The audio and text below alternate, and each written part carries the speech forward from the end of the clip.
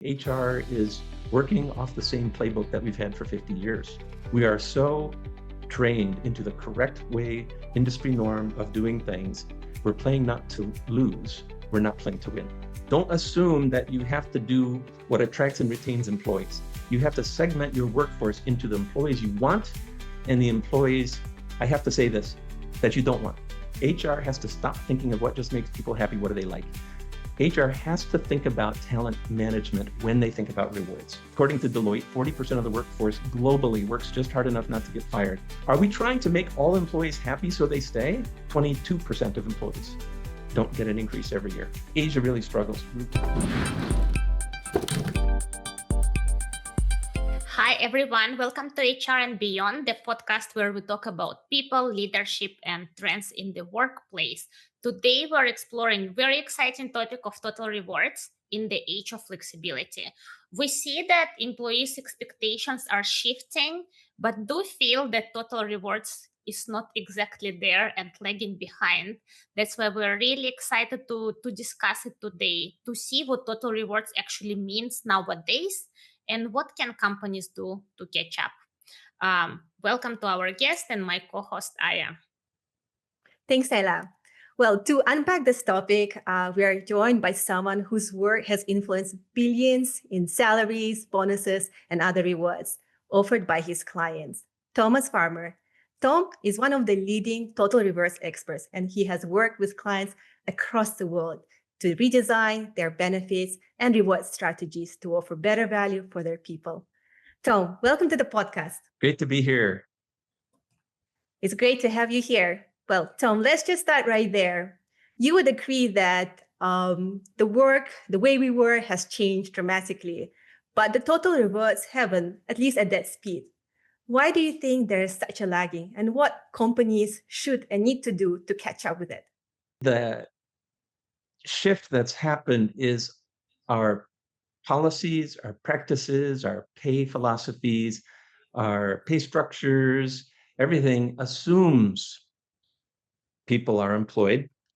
People have jobs that can be confined to a job description. People come to work and people will work full-time and they'll work only for you. And all five of these are just eroding day by day. And yet HR practices and including reward practices are still monolithic, one size fits all, generally speaking. And so the winners are those who are a step ahead to anticipate more categories of situations. And rather than letting them be managed case by case on an exception basis, would instead anticipate more of them, do some deep thinking, segment the workforce, we're not all the same, and build some new categories and some new policies, tools, and things like that. So it's not as brief as I hoped, but that's how I see it. We make too many assumptions that simplify what is really not so simple. I agree with you, Tom. I think in the past, it was just about the work, but now with the new generations coming in, it's more than just about work. It's about how we work, what work means for us, and also some of the expectations we have for the workplace.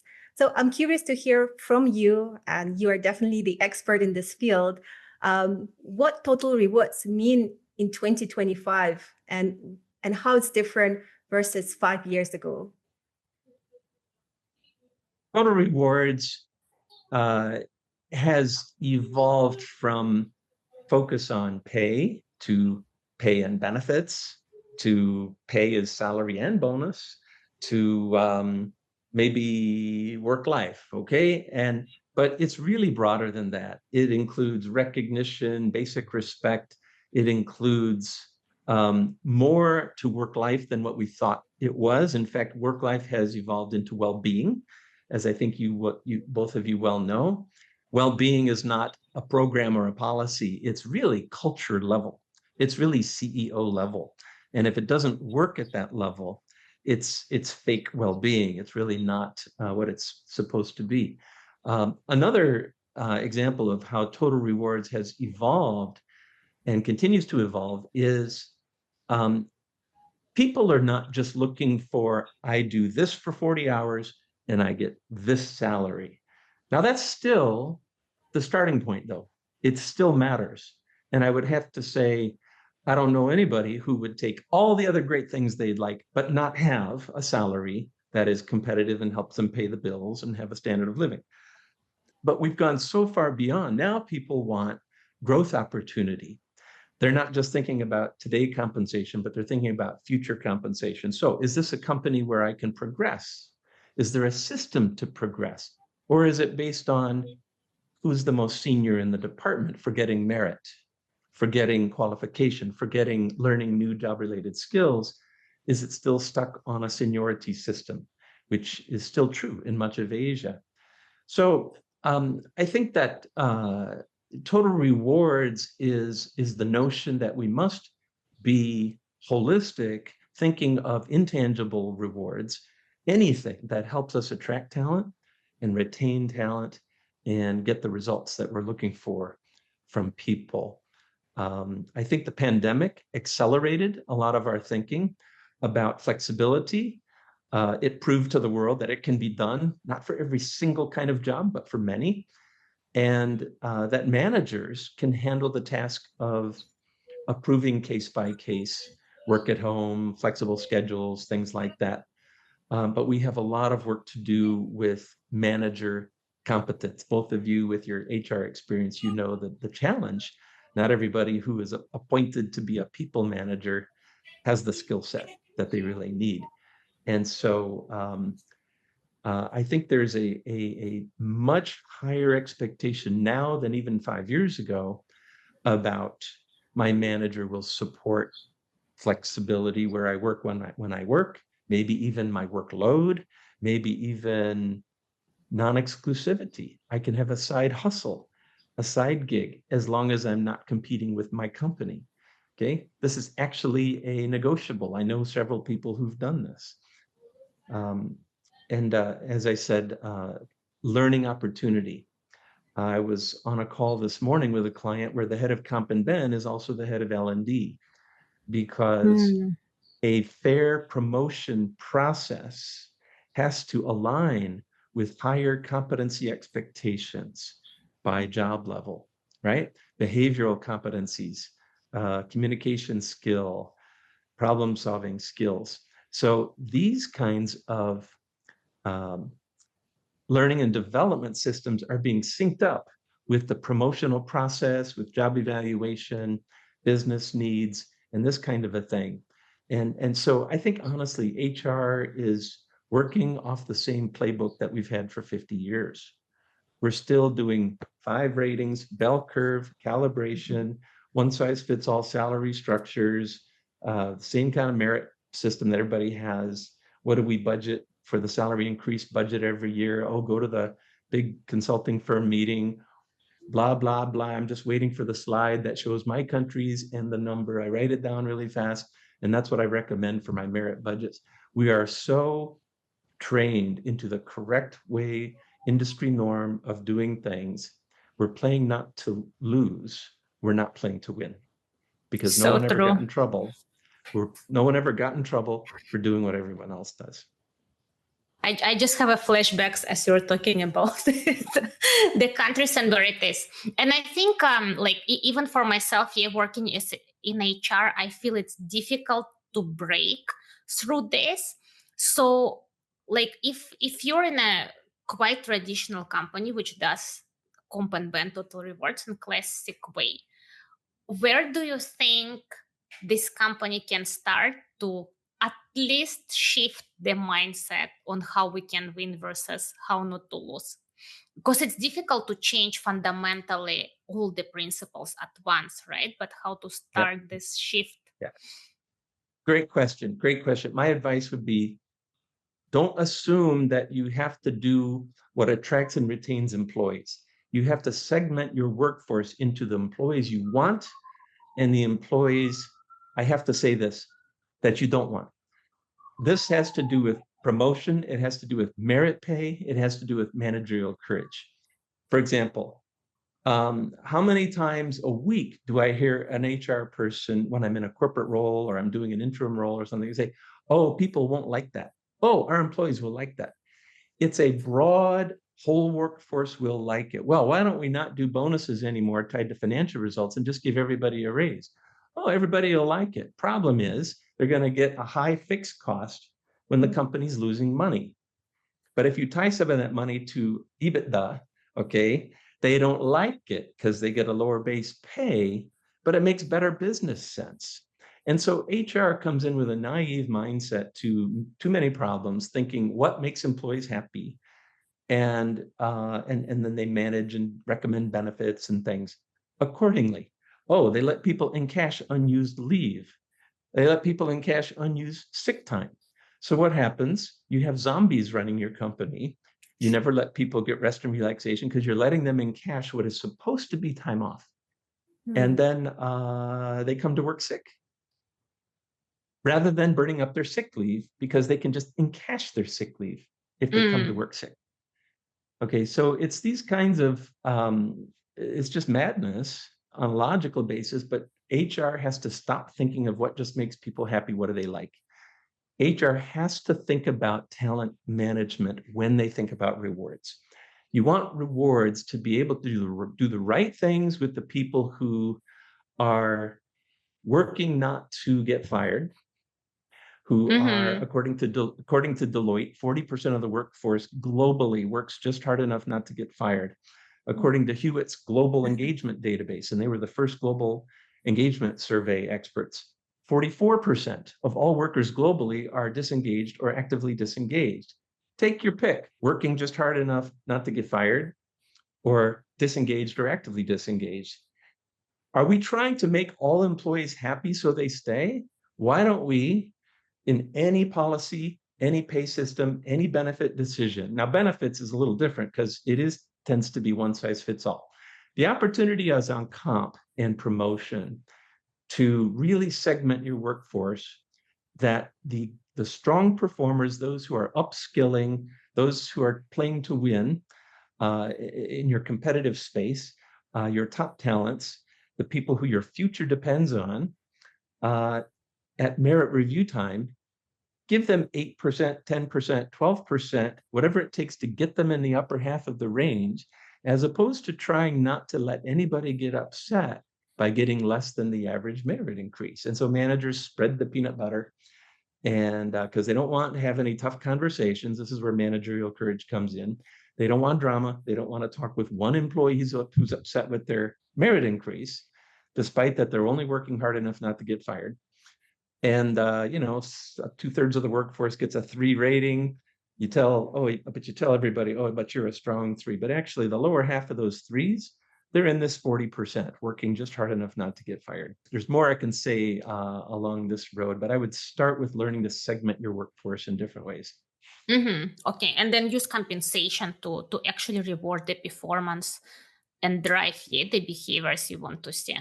Makes sense. It's rewarding performance, which is in the past, yeah, but that's not enough. That's half of it. The other half is retaining. So you reward the past, but you retain to the future. At Netflix, they have the fight test. Somebody tenders their notice, and at Netflix, the manager is asked, would you fight to keep this person if they resign? And answer that question for everybody in their team. Would you fight to keep them? Would you fight to keep them? Would you fight to keep them? And it's not the same answer for every person. That's a future-looking question. Retention is a future thing. This is why Google, Adobe, Microsoft, Deloitte, Accenture have dropped the use of performance ratings, which they're not bad, but it's not enough because it's rewarding to the past. And if we reward the past with a base pay increase based on a merit matrix, it's better than nothing, but let's be aware of what we're doing. We're giving people a higher fixed cost years into the future for what they did last year. What we're not very good at is looking forward and saying, who would we fight for? If I wouldn't fight to keep this person because they haven't learned anything in the last 3 years, tech companies, 15% of employees every year don't get a merit increase, according to Aon. Interesting. And in the big and in the mega tech companies, LinkedIn and Meta and Google and Amazon and stuff, 22% of employees don't get an increase every year. They give a lot of zeros. In Asia, according to the survey I've been running the last 5 years, what percentage of the merit eligible workforce gets zero increase because they're just not performing or they're already paid very well? It's like 0 or 1%. And so merit, Singapore talks about it, tripartite guidelines, and that's good. Some of my Singapore clients are very good at it, but I would say most in Asia, except for like Apple, where it's company culture, but where it's Asian culture that dominates practices, even if the company culture tries to be different, the Asian cultures, I see this in Korea, the parent companies want the Korea affiliate to adopt merit pay or job-based pay or market pay, and they don't. The first 6 years in a corporation, everybody gets exactly the same salary. It's not market-based, job-based, or performance-based. So I think Asia really struggles. I mean, you mentioned about those like 40% high-performing stuff, right? And I feel like, I mean, just competing on compensation is not enough. And that, I guess, work can only continue for a few years. It's probably not sustainable. What else companies can do to, I guess, retain their talents in the long term? I think that's a great question. People have different needs. And a lot of research will break down like, this is what millennials want, and this is what Gen X wants, and Gen Y and Gen Z and all this. I ignore all of that because when I was in my 20s, even though I'm a baby boomer, I behaved like a Gen X or a Gen Z or a millennial today. It's not a function of I was born between this year and this year. It's a function of how old you are you single, and where are you in your career journey? When you're young and single, pension, like who cares? When you're healthy and single, healthcare, who cares? Just give me more money. The millennials in Singapore are born into a wealthy society, which provides very well and has a great education system, not just forcing everybody to go for the 4-year degree, but for polytechnic and vocational opportunities as well. It's a great system. The millennials in Singapore, and this is research by Vivek Yanni and others in Mercer as well, they're looking for work-life balance. They're looking for work-life flexibility and promotional opportunity and global projects and stuff like that. They're not really focused on pay and benefits because they're just going to be good in Singapore, generally. But I've been to Dhaka, Bangladesh a couple of times, and I can tell you, the people born in the exact same years as the Singaporean millennials have a different set of values. They want to get a job, good paycheck, and take care of their family. It's just a different set of values. So ignore all the generation this and that when you're doing rewards planning. You have to know your workforce. And just like you have to be able to segment your workforce in terms of skill, performance, competence, who's your future key people versus, people who've just been around a long time. Experience has value, but you got to keep learning, I think. You also have to segment your workforce by life stage, career stage, and your total rewards is a toolkit. You just can't benchmark and say, what's the most common policy for dental? Oh, most companies don't have dental, so let's not have dental. That's best practice. Benchmark how many companies have flex. Oh, it's still not the majority, so let's not do flex. You have to understand your workforce and just say, what's the deal? I had a client who was a tech startup, and it's a well-known telecom in Singapore, and they had nothing but millennials for the first 6 years. And then they realized they need somebody who knows what they're doing in marketing. And then they realized they need somebody who knows what they're doing in high-level finance and share plans and things like that. So they hired some gray-haired people in their 50s and stuff. They didn't have any benefits that these 50-somethings really need, like healthcare, like retirement. I mean, come on, they're foreigners, no CPF, right? No provident fund. And in Singapore, it's like, well, nobody else does anything, so it must be okay. We have to learn to understand we have to segment the workforce demographically and generally speaking, and then talk to brokers, talk to consultants, or just use common sense and say what kind of things are going to resonate with our current and future workforce, and design accordingly, and then review it every 5-10 years at least, because these things are shifting. Another shift we have to think about, Aya, is non-exclusivity and remote. So these are just categories of work that didn't exist before. And it used to be viewed as a woman's thing. Oh, I want to drop my kids off or pick them up and the daycare closes or something, but we're way past that.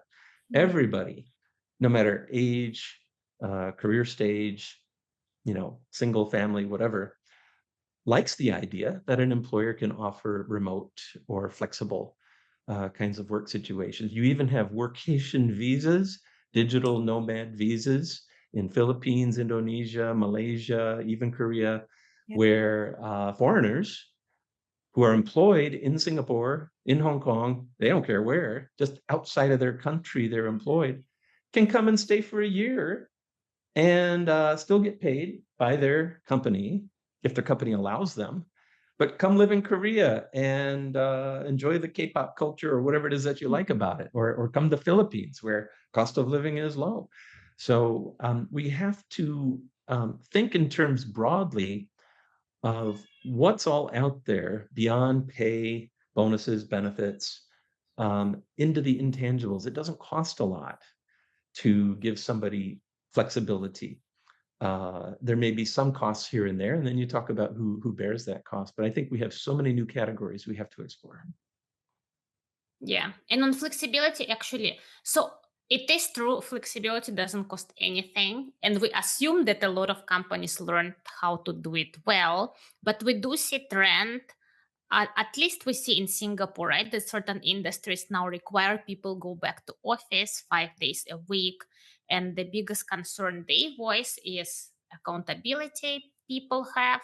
So what do you see probably among your clients and in APAC in the trend of flexibility? And what advice would you give to how to strike this balance between flexibility and accountability and building trust?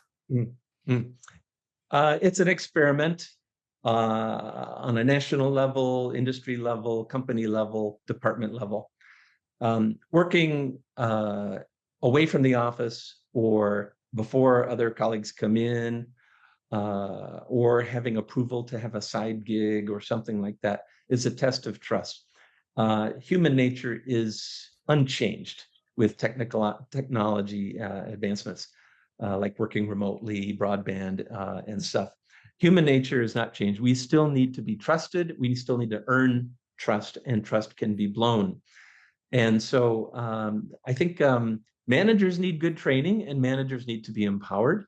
HR is the educator and facilitator and occasional judge. I think business partnering has gotten a lot more complicated these days.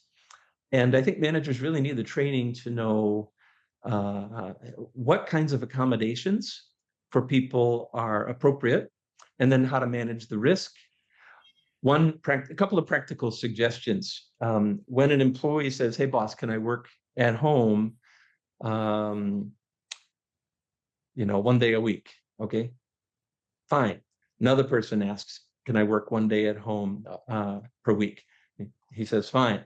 Okay, what if the group only has 3 people? So you have one person left who has to come in because the boss finally says, "Well, I can't have everybody working. I just need to have like most of my people here, Well, when is that person going to get their turn? And so one practical suggestion is when managers at the department level approve an individual request to work at home or work alternate hours or something like that, or work part-time, whatever it might be, approve it for 3 months at a time or something like that. Use your leave management system. Just like an employee requests approval for sick leave or vacation or compassionate leave, there's a start date, there's an end date. just add some codes for work at home, add codes for come in early, come in late, leave late, but put a 3 months on it so that the manager, would have to renew it. It's not like hereditary. Doesn't like feel it's permanent. People have to earn the trust. They have to play fair. Managers need to know the rules and manage them well. Honestly speaking, I believe the hardest job besides marriage and being a parent is being a people manager. Even managing one Yes. person can just drive people up the wall. It's tough. It's really, really tough. And so we want to really train managers, select managers carefully, and support them, because managing people is really, they hold the keys. I don't care what policies you have. A good manager in a company with poor policies, people will still show up and work really hard for that manager. I've seen it. And the opposite is also true. And as they say, employees leave not companies, but their managers. I completely agree with that. That's right. That's right. Well, Tom, we are getting into the practical side. So I'm be curious, I guess, to hear as well some of your advice, especially for small and medium-sized companies, because I feel like they are struggling the most. So we talked about companies, Google, Amazon. It's easier for them to implement certain policies, but what SME, I guess, segment can do to still be competitive and attract talents? Can you give some simple advice that doesn't cost a lot, but still effective enough? Okay, I'm going to start with what not to do. And that is tell people you can't afford much, you don't have any benefits, but we'll give you loads and loads of ESOPs. Okay, so to some extent, it works.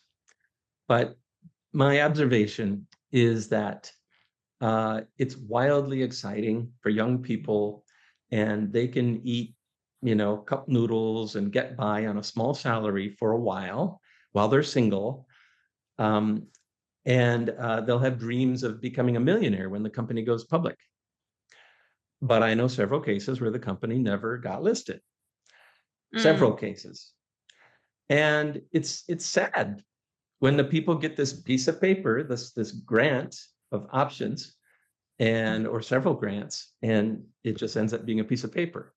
And in Singapore, you could be taxed on the gain on those options even before the company's listed. You've never gotten a penny out of it, and you're paying taxes on something that you haven't even gotten as income.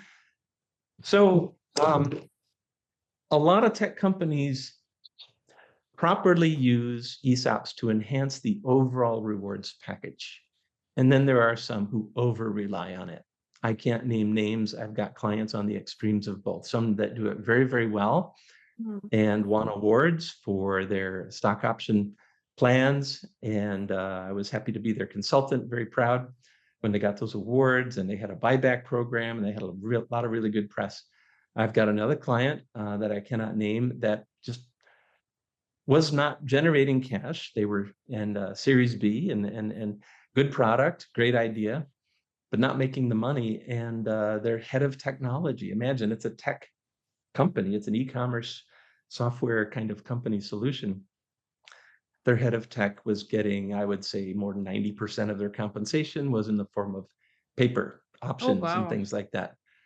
And maybe it worked ultimately. I'm not exactly close enough to the details on that, but I think it can be quite risky. I think another thing that small, mid-size employers can do, and this is even true for nonprofits, government-linked, social sector, religious, because I've had them all as clients. And we advise that you don't have to pay top dollar. You just have to pay enough to enable the person to join because they're passionate about what you're doing, which is usually the case with small, mid-size, or religious, or social services, things like that. People want to do good in these cases. They're not mainly out to make top dollar or drive their career.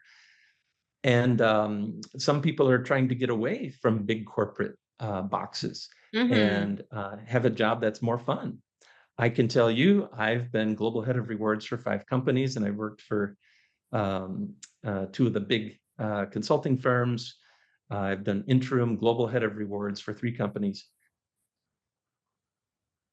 There's a certain insecurity that about 1 in 10 people have in such environments, and it results in politics and things. There's a lot of people who want to get out of big corporate and just go to small midsize. So that's part of the attraction. So let's not blow it by adopting corporate policies and practices. If you're a small midsize employer, act like it. 80% of the world works for small family businesses. What do? They don't have bell curves and performance ratings and calibration. They just don't even have performance management. They just have a heart-to-heart talk with people once in a while. And they just communicate and they give feedback. And if somebody's good, they just walk up to the person and say, I'm raising your pay. You don't have to have a review and all that stuff. So I think keep it simple and follow your instincts about who's critical to keep. Don't adopt one-size-fits-all mindset that big corporate HRs have to have. Otherwise, you're worried about discrimination and stuff. But I'd say at the small, mid-size, every person's wearing 2 hats anyway. No 2 people are doing exactly the same. Pay for value. The underlying concept of business is, value for money. I think small businesses don't just adopt what you learned in a corporate environment. Think more flexibly. I think definitely they have space to be creative, as you say. Creative, keep it simple, rely on values, culture. I actually myself have few friends who prefer small companies, family companies versus corporate because of the reasons you mentioned. One last comment for those not working in private sector, like I say, climate or nonprofit or religious or something like that. They're in it for the mission, not the money. The money just has to be good enough. But what they do want, though, is they want to learn marketable skills. So if you're trying to hire somebody and you can't offer top dollar because somebody wants to do something for the mission, that's good. But how do you attract the best people and stuff? Make sure they're learning marketable skills. Have a few people from backgrounds where they can bring in some really good practices and teach people, let people get mentored in different ways. So, yeah. Tom, can you just share a bit more on what, let's say, if companies just continue doing what they're doing and keeping the status quo, one size fits all programs and compensations, what is the implication in the long term for them?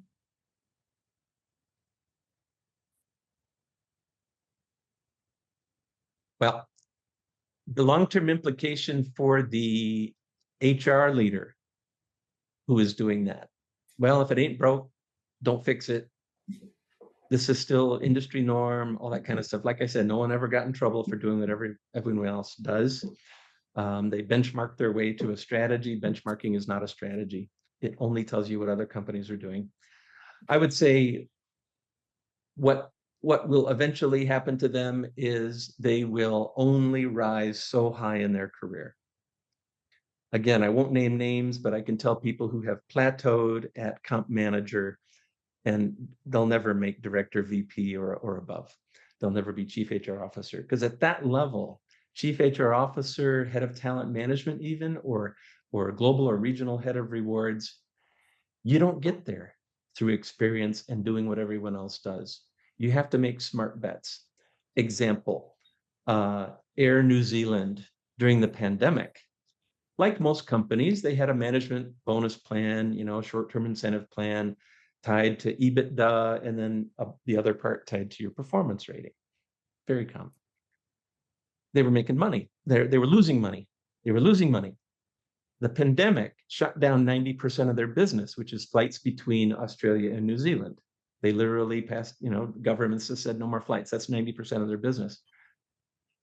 If you benchmark, you'll still say this is the most common bonus plan. But does it make any logical sense to be paying bonuses, even just for the individual rating component, even if you don't pay the EBITDA part, because that's a zero. But the other half of your bonus is based on your rating. It makes no sense whatsoever to pay anybody any bonus when 90% of your revenue just got shut down and you're bleeding cash. but HR people will come in and say, oh, but the work that my employees won't be happy, or, X consulting firm says this is, most common or something like that. So what they do, they just dropped it. I know the head of rewards, and he and his CEO had a conversation. They decided we're going to replace the management bonus plan with profit sharing. 12.5%, 12.5% of any profit that we might generate gets divided equally among all employees. If there's no profit, there's nothing. Don't line up and say, I got a 3 rating, where's my bonus? So this is common sense. And I think that companies that think that the way things have always been done is a strategy, the strategy will be a tragedy. It's just not going to work sometimes. You have to read the room. HR people who come and ask for money for a new idea, even like flex benefits. Flex benefits is not something you do to save money, but it retains talent when you have a diverse workforce, and everybody has a diverse workforce these days. I think that companies should find a way to come up with the money to have flex benefits, for example. However, HR people often will come up and say, well, people like it, so we want to do it, and can I have the money? But they don't think of where they're going to get that money. Meanwhile, you're paying bonuses for losing money. Meanwhile, managers are giving cost of living increases for non-performers. Meanwhile, you're paying cash for long service awards. Do your customers care whether somebody worked there for 5 or 10 or 15 years or whatever? In some cases, yes, but we got to think like business people. Change, dump stuff. Change requires a certain skill set. For example, if you come into a company and say, this doesn't make sense, let's change. The person who thought of that thing that doesn't make sense is like, oh my God, this is a bull in a china shop. Who's this hot shot, and it was my idea, okay, and they're saying that it's stupid, okay. We have to learn change management skills. You have to convince that the current state is unacceptable, but you can't go around and say, where did this stupid policy come from? You have to know how to come in, find out why the stupid policy made sense at the time. You have to find the person whose stupid idea it was, but you have to have a real respectful conversation with them and say, hey, we're looking at ways that we can better align rewards to the business situation and the talent strategies and stuff like that. We're looking at this policy here that says these people are getting blah, blah, blah. I just want to understand, I understand you were around maybe when it was put in place. Help me understand the situation so that I can, properly weigh, what would be the impact. I'm sure it made good sense at the time. Can you tell me about it? Even if you think it's the dumbest policy on earth, you have to respectfully find out the story and validate to the person whose stupid idea it was and say, oh, you just have to force yourself, be an actor for 5 seconds and just say, oh, okay, I get it. I see how that made sense at the time. Okay, thanks. As we look at alternatives to this, I'll keep you in the loop, okay, if you don't mind. I just want to get the value of your input. Oh, that'd be great. You have just won that person's support. Whereas if you don't tick that box of respecting, that it made sense at some time, at least to somebody who, didn't have all the brain cells that you have, at least, yeah, that's a really important part of change management. Otherwise, they're going to sabotage. You'll have organ rejection when you try to implement something new. So these are real critical skills for moving on. And I think HR people are generally up for, the adventure of aligning rewards and things like that. But there is a certain safety, though, in doing what is prevalent. And so we just kind of have to know when to follow the logic, take some smart bets. Yeah. Yes, change needs time and focus. So it is easier to leave things as it is. Thank you, Tom, for sharing. Before we wrap up, we have a quick lightning round. So I'm just going to ask you a few questions and you reply quickly with first Okay. things which comes to your mind. Yeah, which do you think is one HR trend which is overhyped? One HR trend that is overhyped. Yes.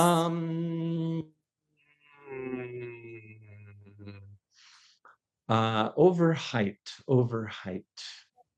Gosh. I want to say, oh goodness, I have to be careful about this one. DEI. Okay, there, I said it. One bold idea which you wish more companies would want to try. Non-exclusivity. Okay. Employment Good one. contracts. Good one. Employment contracts that say, have a little clause, and the company's not going to put it there unless you ask for it. But if the candidate asks for it, have a clause ready. And it just says, you may pursue side gigs, side businesses, hobbies, whatever, as long as it does not impact your working time and you're not using company resources and you're not selling to our customers. I think that is next frontier, because I think everybody wants to have a side gig. That's a good one. And many people already have, right? They just not necessarily share. True. Next one. So book or resource every HR leader should read, in your opinion? Or resource everybody should read. I would read, there's an interesting one now, Work Without Jobs. Mhm. Challenges the notion that all work has to fit in a job description that says other duties as assigned. AI is not replacing jobs, but it's replacing tasks. This task can be done through AI or robots, or kiosks or something. But automation, whether it's AI or physical, pulls tasks away from jobs. And so job design has to be much more fluent. And so, yeah, I think we need to be more fluid about job design, role design, agile, whatever you want to call it. That's great. I'll take this advice. What's one lesson you learned the hard way?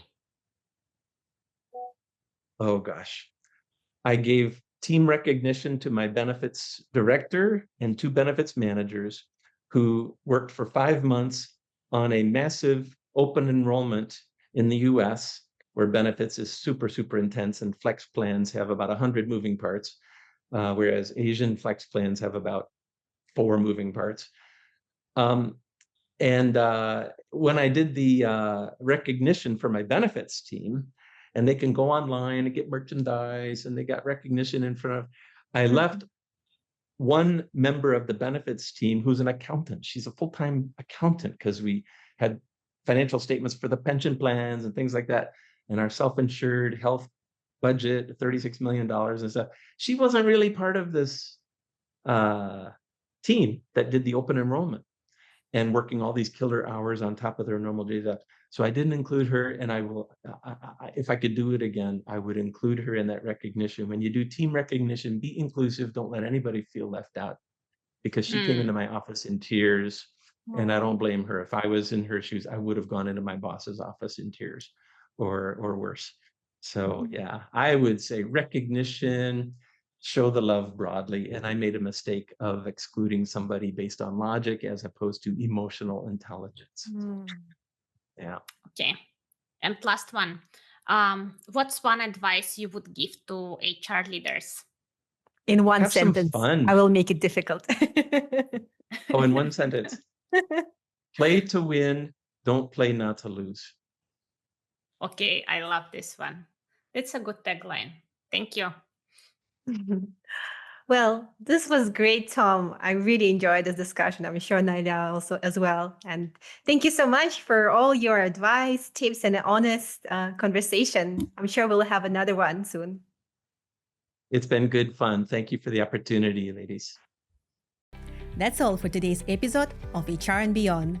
Please subscribe, follow, and recommend us to your friends and colleagues. We would love to hear your thoughts or questions. Connect with us on LinkedIn or send us a message. As we say in Kazakhstan, Alga, which means onward. Take care, and until next time.